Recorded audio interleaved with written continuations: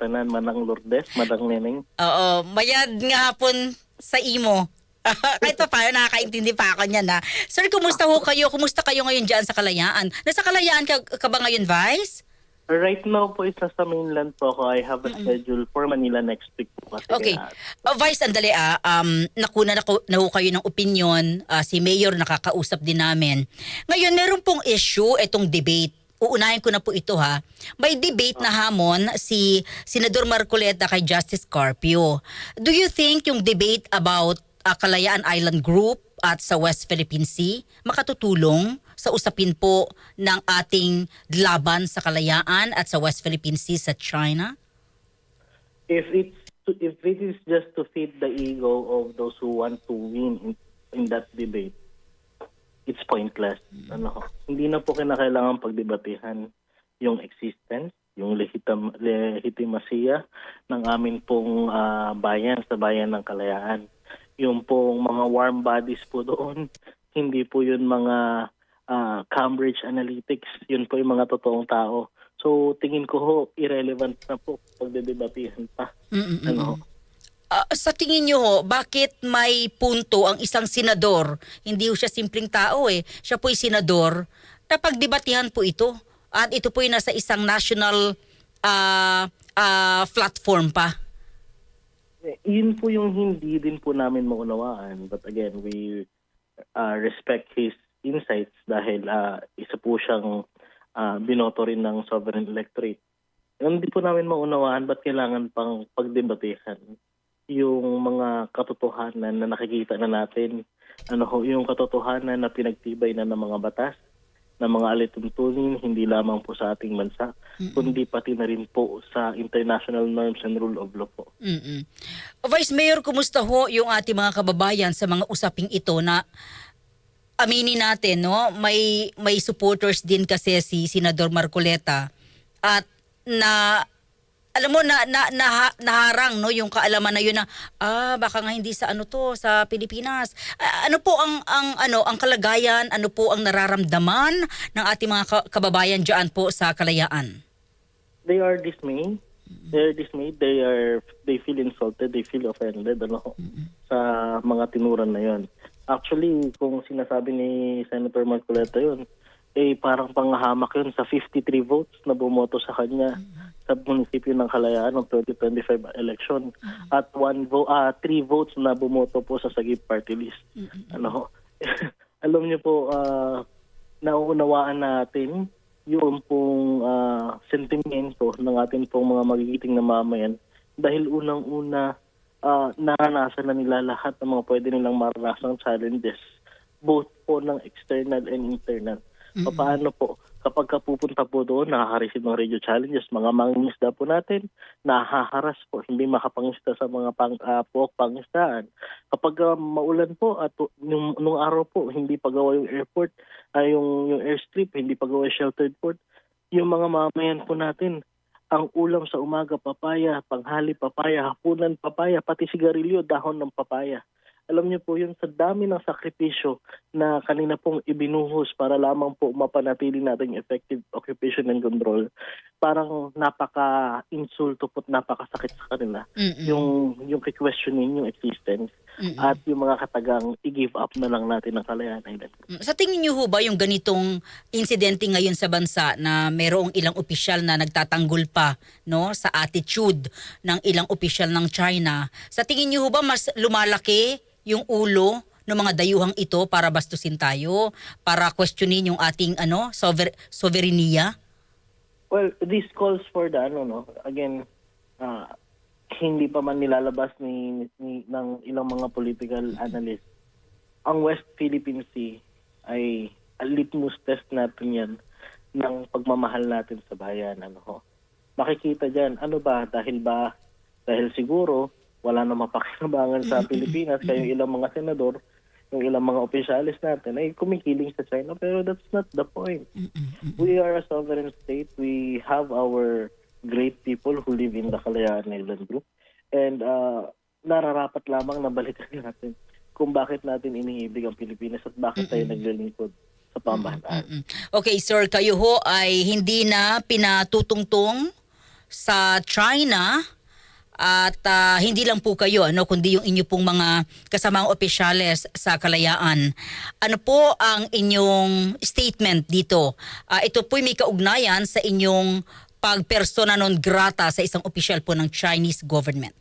Dalawang dalawang ambassador po ang ating pinersona non grata. At yan po ay buong dangal po nating ipinagmamalaki sapagkat ang atin pong ginawa ng mga resolusyong iyon ay isang pagtindig po ng mamamayang Pilipino sa mga makapangyarihan o sa mga foreign power na nagmamalabis po sa ating karagatan, nagmamalabis sa ating karapatan sa West Philippine Sea. At may pagmamalaki ko po na nung una po naghingi pa ako ng sorry kasi sa dalawang persona non grata resolution ako po yung nagpumakda nun. Nanghihingi pa po ako ng pasensya dahil nadamay ko yung 15 na mga dating opisyal at mga current officials po ng Bayan ng Kalayaan. Pero alam niyo po, sabi po nila, trabaho natin to. Ano natin ito? Tungkulin natin ito sa bayan. Mandato natin ito.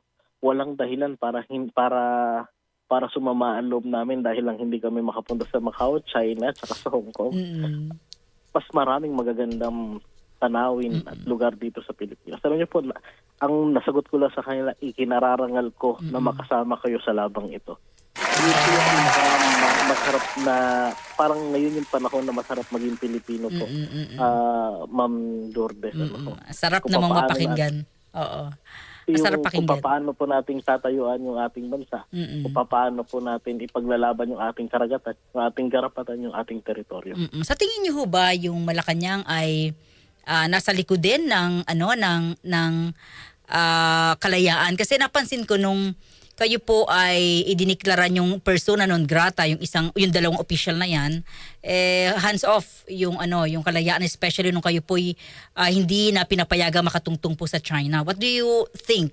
Ano po yung basa po ninyo sa tila malabnaw na tugon ng Malacanang? Well, tingin ko po hindi naman malabnaw. Tayo po ay nauunawaan natin. Hindi sa hindi kaya ng Malacanang. Kaya ng ating national government na i-persona non grata. Pero hindi pwede dahil meron po silang mga kinukonsidera. Kaya nga po, kami po, kung hindi po pwedeng gawin ng national government, our democratic dynamics are alive, kung baga, para magkaroon ng pagtindig. Kaya nga po, hindi rin naman po dinownplay nung Malacanang. Hindi rin naman po sinabi ng Malacanang na mali yung ginawa ng LGU Kalayaan ng pagpersona ng grata. Bagkus po, ito pong pagtindig namin, rather ay suporta natin po sa national government. At pangalawa po, nakita naman po natin yung foreign policy ng ating pong Pangulong Bongbong Marcos. Nakita natin kung papaano siya tumatayo at nagiging malinaw po yung kanya pong paninindigan patungkol po sa ating pong West Philippines. Vice Mayor, if ever, nais niyo bang imbitahan sa Pag-asa si Senador Marcoleta para makita at makadaupang palad yung ating mga kababayan dyan? Opo, actually po, sa maraming interview binanggit ko po, the best way na maranasan po ninyo yung kakaibang pag-awit ng pambansang awit tuwing itinataas ang bandilan ng Pilipinas ay kapag po tayo ay nandun sa Pag-asa Island. Iniimbitahan po natin ang lahat, si Senator Marcoleta, si Senator Alan Peter Cayetano, para maranasan din po at maramdaman po nila kung gaano kainit ang pagtanggap, ang pagmamahal ng ating mga magigiting na mamayan po sa bayan ng Kalayaan, kahit na ito po'y malayo, kahit na labas ng EEZ, meron pong lehitimong mga taong marunong nagmamahal sa bansang Pilipinas. Isama niyo na ho sana si Senador Robin Padilla. Ay, si parang Robin po, lagi po yun dun. Lagi po, hindi pa siya senador. Hindi pa po siya senador. Tahimik man lang po si Senator Robin. Pero patuloy po na... At least nakarating na siya dyan.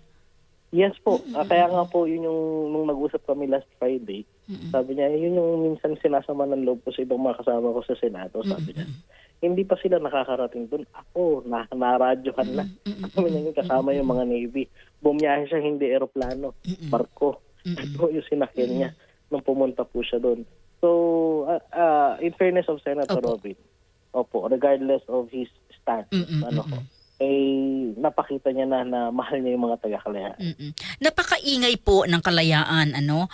Paano ho ba makatutulong yung ating mga kababayan para po ma-promote yung kalayaan?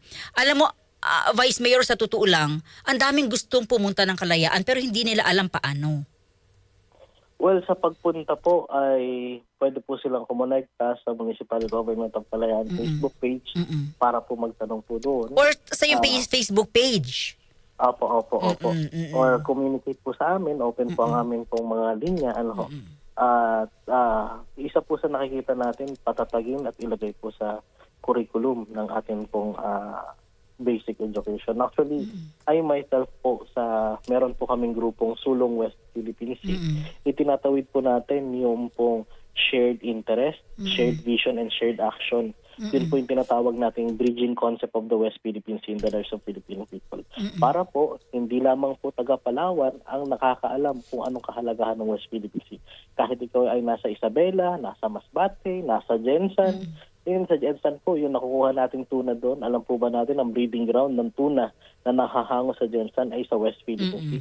So that itself po, kung malalaman na po ng bawat Pilipino, na yung mga ulam na inihahain sa bawat hapagkainan ng tahanan ng Pilipino, nagmumula sa West Philippine Sea. Siguro po, syempre may kultura tayo, nagre-react lang tayo pag tayo ng apektado. Opo. Siguro kapag doon natin pinokus yung lente ng kahalagahan ng West Philippine Sea, makikibahagi po ang mga Pilipino para po ipaglaban ang ating pong West Philippine Sea. Vice Mayor, through you at kay Mayor na rin, sana makatulong kami at ma-promote ho natin. Ito naman ay para sa turismo ng kalayaan. Ma-promote natin yung kalayaan para sa ating mga kababayan. Kalayaan atin po yan. Ano po ang inyong mensahe sa ating mga tagapakinig, Vice Mayor Albayda? Isa lamang po ang aking apela. Although geopolitical, ang usapin ng West Philippine Sea ng Kalayaan Island Group, ito po ay beyond politics. Ito po dapat ang punto na kung saan dapat po tayo nagkakaisa bilang mga Pilipino upang buhayin po ang ating pong patriotismo, nationalismo, pagmamahal sa ating bayan at sa ating pong kapwa Pilipino. Vice Mayor, maraming salamat. Saludo po kami sa inyo, sa iyong mga kasamahan, sa ating mga kababayan sa Kalayaan. Atin huyan, mabuhay po kayo. Thank you, sir. Matamang salamat. Matamang salamat. Matamang salamat.